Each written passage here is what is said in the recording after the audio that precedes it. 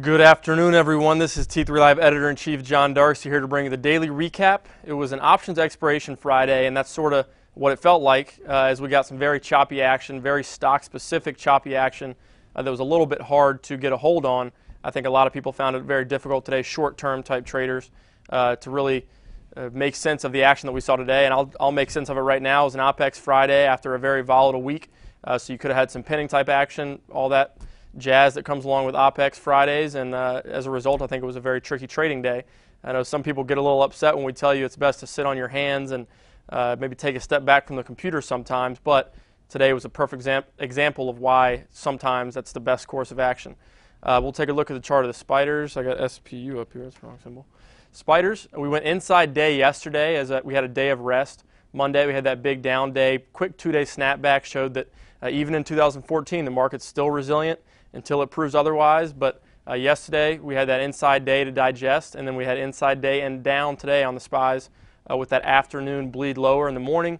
We were holding up relatively well despite some weak earnings, which I'll talk about in just a second. There was actually some mixed earnings, but some big names had some weak earnings. And then in the afternoon we went to the downside, broke the previous day's low, did finish a little bit off the lows with a very late day bounce, but overall weakness today after yesterday's inside day. And like I said, earnings has been in focus. During earnings season, we've talked about how in 2014 we couldn't get an even more stock-specific tape than we saw in 2013, 2012 even. And in earnings season, that's magnified even further as you get a case of haves and have-nots in individual sectors and in the market as a whole. And earnings last night and this morning, we had some very different pictures that were painted of different sectors. And even bank earnings, for example, we started the week with decent reports from JP Morgan and Wells Fargo. Then we had a really nice report from Bank of America. And then yesterday we had a weak report before the open from Citigroup, and then today we get a strong one from Morgan Stanley. So if you're looking for trends, earnings trends in the financials, sort of hard to find one right now, but overall, like we said, we like to be stock pickers. We like to identify relative strength, and that's what you're getting an opportunity to do right now in the financials. But also last night we had Intel earnings, which were very poor. The company also announced today they're going to do some layoffs and trim their staff, led to a gap and go to the downside in that stock. And then also General Electric had weak earnings. But I'll run through those charts and have you look at those rather than my face while I talk about that. First we'll start with INTC. Intel, we had 5 or so upgrades before the report this week. It sort of leads you to be a little bit suspicious of Wall Street sometimes, or at least not very confident in their skills. We had a lot of upgrades, and it had been strong so far during the week. But we had that big, it wasn't a gap and go to the downside. We gapped down big and were able to reclaim some of those losses. So all is not lost for Intel. Maybe cost-cutting type things that they announced today are actually positive.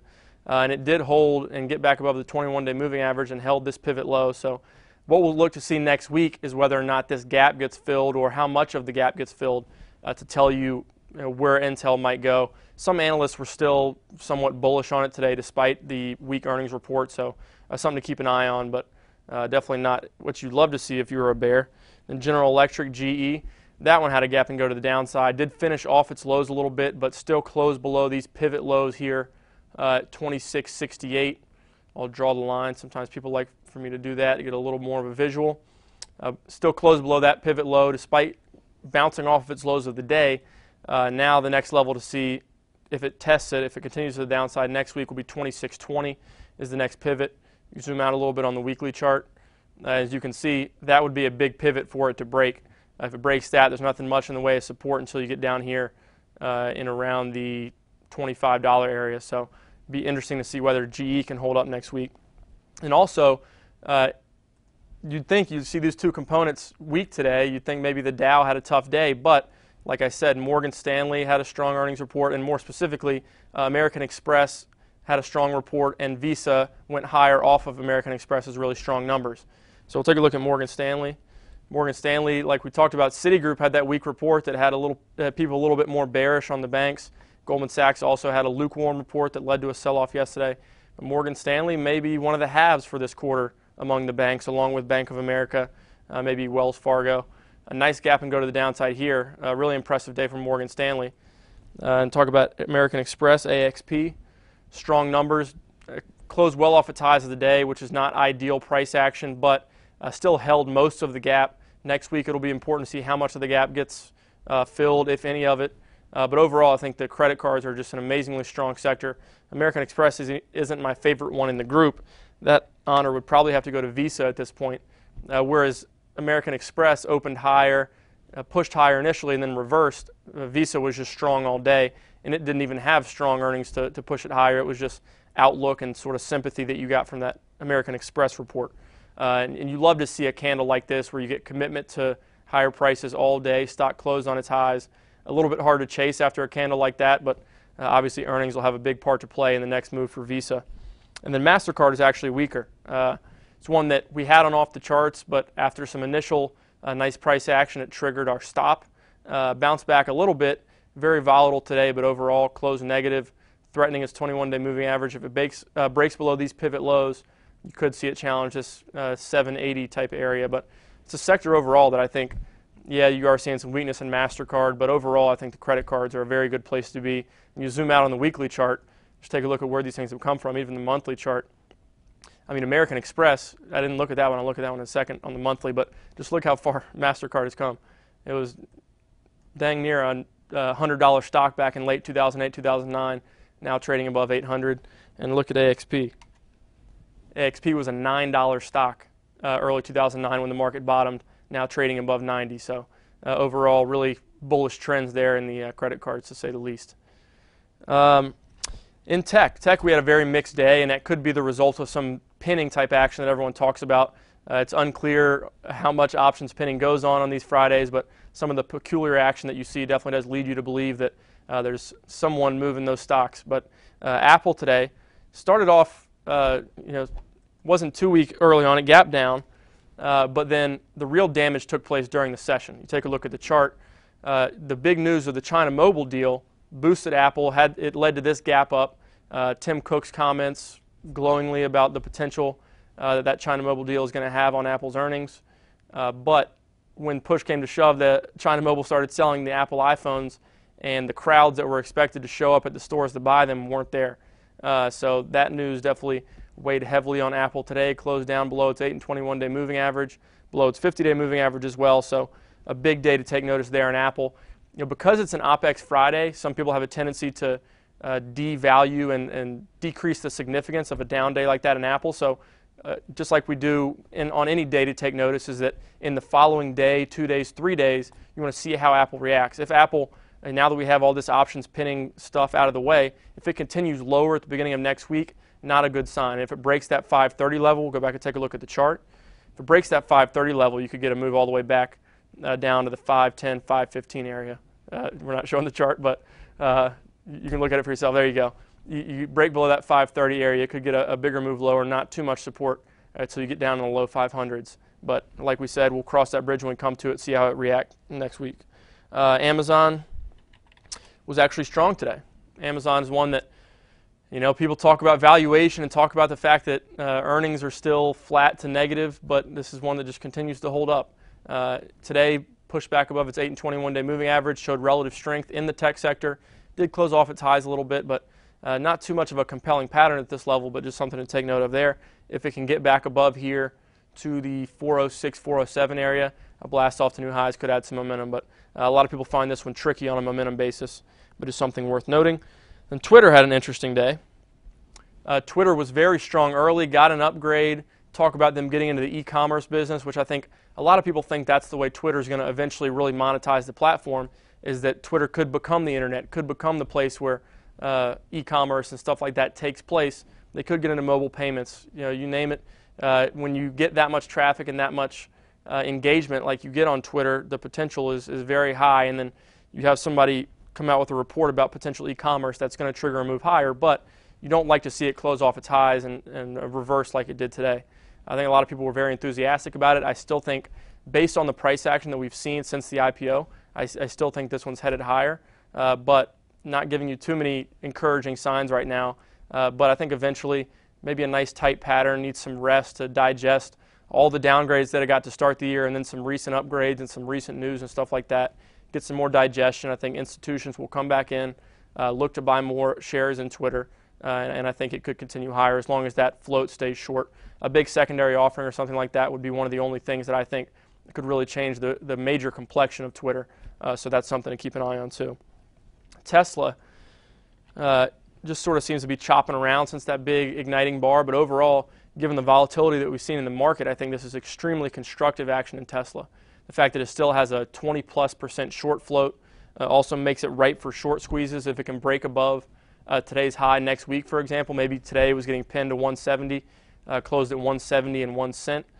So that's definitely a plausible scenario. But next week, if it can break above today's high, which was 173.20, I think you could get some more momentum and see it challenge. Perhaps this 180 area would be the first level for it to challenge and completely fill this gap. And then beyond there, you'd be looking at maybe a run back to highs. But overall constructive price action for Tesla, one to definitely keep an eye on next week. The solars I talked about this morning and we talked about in the daily recap yesterday was a group that ignited. But the solars are an interesting case because on a long-term basis, you zoom out to monthly charts on the solars, you can see that once upon a time, everybody was very enthusiastic about solar power and solar energy. And then these stocks got slammed.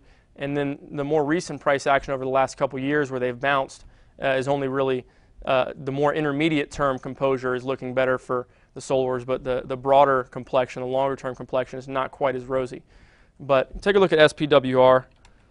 It's one that yesterday we talked about, really impressive strength after an upgrade from JP Morgan. Looked like it was knocking on the door of highs, but today broke out to those highs, baited some people into it. Those people were chasing a little bit after 12% or so move yesterday, and then it reversed really hard, punishing those chasers and finishing down a few percent today. So maybe not ready to go, needs a little bit more sideways consolidation. And overall, this is a somewhat tricky sector that's volatile, and sometimes you get false breakouts and lack of commitment to macro strength. But I'll zoom out to the monthly chart of SPWR. Like I talked about back in 2007, 2008, these things were going to the moon. Solar power was the next big thing. But then people realized there's a lot of limitations. Cost efficiency of solar power still is a big question, and these got beaten down. But as you can see, if it can break above and close above this pivot back from October, the pivot highs are 35.39, then there's not too much in the way of resistance until you get up, talk about the $50 area. So very interesting to watch the solars. Sometimes after they make big runs, I'm kicking myself for not getting some solar exposure. But then I look at this macro chart and I don't feel too bad. I don't get too discouraged about it because very murky long-term technical picture. A short-term technical picture makes it look a little bit better, but the longer the time frame, the more important it is to us in terms of technical analysis. So just something to take note of there. SCTY, another one that yesterday really strong price action on news of them crowdfunding their debt and changing the game in terms of utilities and energy companies and stuff like that. A nice gap and go to the upside. But today, similar to SPWR, baited some people in. I don't think after yesterday's move you had any business chasing new highs in Solar City, and it reversed very hard. That's obviously easy to say in hindsight, but huge move yesterday. I think if you were involved in Solar City yesterday, you got to trim and trail a little bit, as Scott would say. But just sort of a not so fast type of move today in Solar City. I would love to see a retest of this $70 area, which would be the most compelling entry, but the market doesn't always make it easy, so we'll see what happens there. And then the Chinese names that I talked about with all the smog concerns and stuff, getting a lot more publicity recently. Maybe these Chinese solar names could get a little bit of a bid, but TSL was weak today, YGE was weak today. I think they just need more time. Nothing really changed here in terms of the technical picture, nothing significant. So if they can hold in these patterns, these wedge or channel consolidation type patterns, I think they could continue higher, but something that will be worth monitoring early next week if you were involved in them today. The ags were also weak today. POT, CF, great start to the year for these names. CF holding up the best. It's the one I've always liked it best. It's the leader in the group right now. The other ones are more lower level type patterns. You can see Moss broke down, AGU also weak today, but you can see CF compared to all those other charts. It did engulf yesterday's move, but still above its 8-day moving average. Would be healthy to see a little bit of a retest, maybe of this 237, 238 area to give a little bit more compelling entry, a little bit more calculated, prudent entry, as some would say. Biotech is an area that I love. In 2014, at the end of last year, I talked about how the biotechs were the group that looked like they were setting up the best and might not be as exposed to some of the macroeconomic concerns and all that stuff that people talk about that could potentially derail the market in 2014. The trajectory of innovation and technology development in biotech stocks, and you talk about these big biotech stocks that I think you should focus on rather than some of the more speculative names, which are, they have a lot of potential reward, but they also have a lot of risk. These big biotech stocks are pumping out tons of drugs. It's not just relying on one FDA approval or one positive clinical trial to push them higher. These are big, sophisticated companies that are putting out a lot of drugs. So the IBB ETF is one way you could play it if you don't have a stomach for these 100% moves that we're seeing in biotech stocks these days. The IBB is one that a really nice methodical move higher. Yeah, it doesn't have the sexy, like I said, 500% moves in the case of ICPT, moves that you could potentially get in some biotechs. But if you just want exposure to the group, IBB is the way to go. Right now, maybe a little bit extended in the short term, but some downside type action to retest maybe the 8/21-day moving average would be ideal to get involved there, but something to watch. And if you wanted an individual name, something with a little maybe more potential for a higher percentage one-off type gain, look at Gilead. It's one that we posted on Off the Charts this week. Really nice breakout, and then today showed relative strength to the market, continued higher, and definitely looks very healthy. Look at it on a weekly chart. These biotech stocks have huge earnings potential and huge potential to make big rallies like we've seen in Gilead back in 2012. Beginning of 2012 was a $20 stock, almost a quadruple at this point. And then if you really want to look for somewhere to be concerned right now in the market, the obvious answer is retail. I know it's gotten a lot of publicity over the last couple weeks. You had the big earnings warning in Lulu, and I'll go to the charts while I'm talking about this.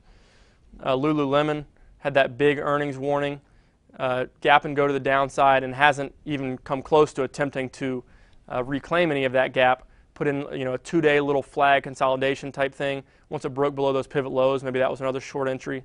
If you're looking for short ideas, continues to just close red and be very weak. So definitely concerning right there for Lululemon.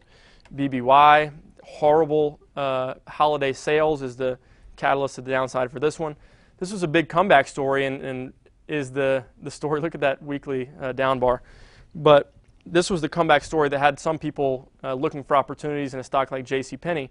But as you can see, these stocks, when they show extreme weakness, yeah, they can get sometimes big bounces like we saw in 2013 for Best Buy.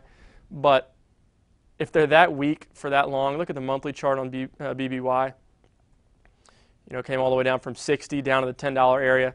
That's not healthy action for a stock. Yes, every once in a while you can pick one out of the grave that looks like it's dying and reemerges, but it's very rare to see a stock like that bounce all the way from the $10 area to 45. But you're seeing sort of all the problems with BBY, with brick and mortar retailers coming to roost with those weak holiday sales, and obviously big week to take notice here in BBY. And then speak of the devil, JCPenney, also weak. This is one that if you were playing it for a bounce, you got to understand with these laggard type names, if you're able to make some money on these, trim and trail. Sometimes with leading stocks, maybe you trim and trail yourself out of a position and you forego a lot of upside that you could get. But when you're trading a laggard name, trim and trail should be the first words out of your mouth, the first thoughts in your head. And JCPenney is a very good reminder of that. Looks like it's heading back down to test these lows at 624 is that pivot low. So we're just over a quarter off of those. Just more weakness in retail. And I'll run through some other charts that look ugly. Nike, if there's one that I would look to buy the dip on in retail, excuse me, it would be one like Nike that I love the fundamentals and I love strong brands, which is what Nike obviously has, but really weak. Under Armour, extremely weak. It was one that we had long on off the charts, but all this weakness in retail has weighed on it, so it's really breaking down hard. Walmart is one that we listed as short on off the charts, triggered yesterday, followed through the downside today, so that trade idea is in motion. It's below all those moving averages, 821, 50, 100, and 200 day. So losing those is definitely a big complexion change, and I think Walmart looks like it's headed lower. Target, another big box retailer, extremely weak. And then some that haven't really broken down too hard yet that I think could provide some opportunity to the downside are Starbucks, another one we have listed on off the charts. Today it started to poke its head below pivot lows, but maybe some pinning type action or whatever you want to say on options X prevented more downside. The low Pivot low was 74.76. Broke below it slightly today, but then closed back above. So look at today's low when we start trading next week. Watch today's low of 74.67 to see if we get some momentum below that. It also coincides with this candlestick, which the low is 74.45. So 2 levels to watch there. If we get more downside, we could see it back in the low 70s. And then Dunkin' as well. Dunkin' has been very strong since its IPO and hasn't been showing as many signs of weakness as some of the other names in the group, and even Starbucks has been weaker than Dunkin'. But you do sort of have a defined upper level platform up here that Dunkin's been holding above. If it does break below that $46 area, I think you could get some momentum to the downside and see it down in the $44, even the $43 area is the most significant level of support. So those retail stocks, maybe they're getting a little bit stretched to the downside, but I think maybe look at some of the names that aren't so stretched and aren't so oversold. And I think with some sideways consolidation and some of the ones that have sold off recently, I think you could get some more downside in that group, as all the economic problems in this country are sort of coming to roost in the retail sector, the retail environment, and especially brick and mortar stores that require people to come in to their actual physical locations and buy things. Those are the ones that are getting hit the hardest, and that's a well-publicized theme over the last few years. Anyways, you can't ask for anything more than a stock picker's market, a relative strength market, and earnings season has magnified that. I think in general, you got to, during earnings season, take a more tactical approach. I talked about that this morning. Either have an ultra long-term time frame where you're holding stocks for the long term with a longer-term plan, or be very tactical short-term. I think what a lot of people found out today is that during earnings season, in an already choppy environment, very difficult to be an intermediate-term swing trader. I know Scott got stopped out of a lot of positions today, and based on the responses on Twitter, I think he wasn't alone in that regard. I think that was a pretty common theme among traders today. So, and overall, weakness today sort of goes with the theme we've seen so far in 2014. Yes, choppiness, but I think people are leaving with a little bit of a bad taste in their mouth because of some of the weakness we've seen in retail, because of the fact that labor force participation continues to drop. It's at its lowest level since the 1970s. The most recent jobs report was very discouraging. Maybe it'll put off QE, but we would love to see the economy actually stand on its own 2 feet a little bit and the market be a little bit more healthy rather than being propped up by some of the policy tools from the Fed and things like that. But in general, today was an OpEx Friday. Don't make too much of it in individual stocks or in the market. The key will be next week after we get back from the holiday weekend. How does the market respond to in individual stocks, in particular, respond to some of the weakness that we saw today? If it does continue to the downside, we could start to list a few more short ideas and off the charts and things like that. This has been John Darsie here for your daily recap. We'll see you back here on Tuesday. Markets are closed on Monday. Reminder, if you forgot, I'm going up to hit the slopes a little bit, so enjoy the long weekend, everyone, and we'll see you back here on Tuesday for the morning call. I'm Mark Sperling, Director of Trading with T3 Trading Group and contributor to T3 Live. Do you trade on your own, but you wish you enjoyed the benefits of a large trading floor? With the T3 Live virtual trading floor, we deliver that experience to you on your computer. On the VTF, you can follow the long and short positions of experienced professional traders like myself, Scott Redler, and others, and listen to our live radio stations as we navigate the markets. In addition, you get the added value of a large community of sophisticated and like-minded traders. In my opinion, joining the room will be the best trading decision you will ever make. I would like to invite you to begin your membership with a 7-day free trial. To get started, visit t3live.com and click on the Virtual Trading Floor tab. Have a great day, and I look forward to seeing you in the VTF.